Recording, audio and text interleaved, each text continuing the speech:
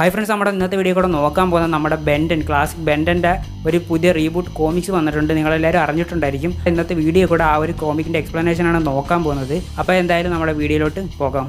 പ്രപഞ്ചത്തിൻ്റെ ഏതോ ഒരു മൂലയിൽ ഒരു വമ്പൻ വില്ലൻ പ്രഖ്യാപിക്കുകയാണ്.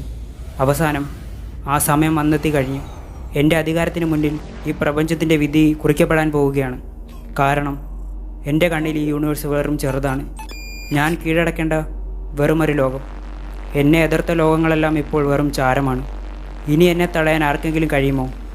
അങ്ങനെ ഒരു ആയുധം ഈ പ്രപഞ്ചത്തിലുണ്ടെങ്കിൽ അത് എത്രയും വേഗം എൻ്റെ കൈക്കുള്ളിലിരിക്കും. പിന്നീട് സീൻ നേരെ ഭൂമിയിലാണ് കാണിക്കുന്നത്. നമ്മുടെ ബെന്നും ഗ്വെന്നും ഗ്രാൻഡ്പ മാക്സും കാട്ടിൽ ക്യാമ്പ് ചെയ്യുകയാണ്. പക്ഷേ സീൻ അത്ര ശാന്തമല്ല.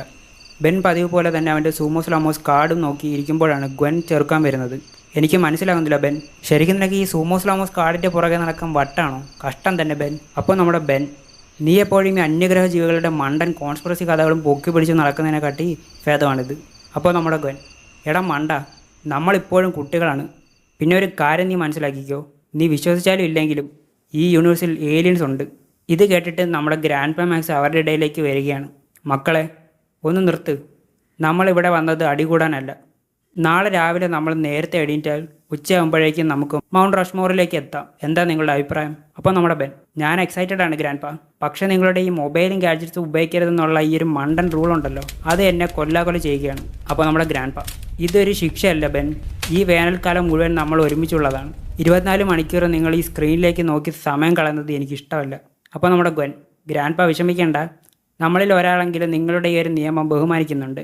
അപ്പോൾ നമ്മുടെ ബെൻ, സ്കൂളിലും നീ ഇതുപോലെ തന്നെയാണോ?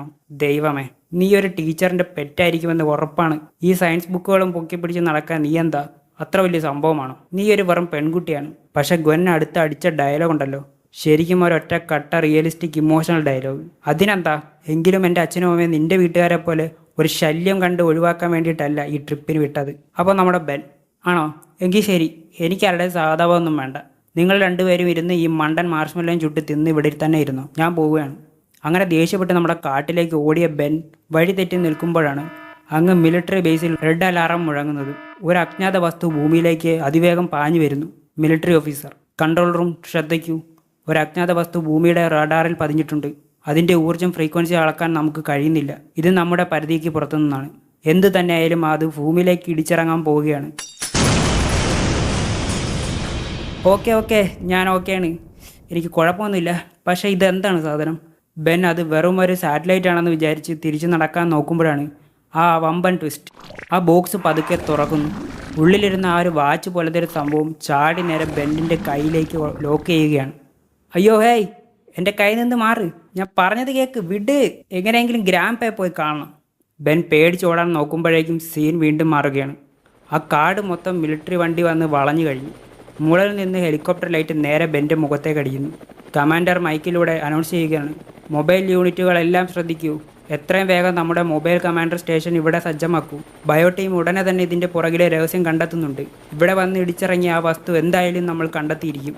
തിരച്ചിൽ ആരംഭിക്കൂ.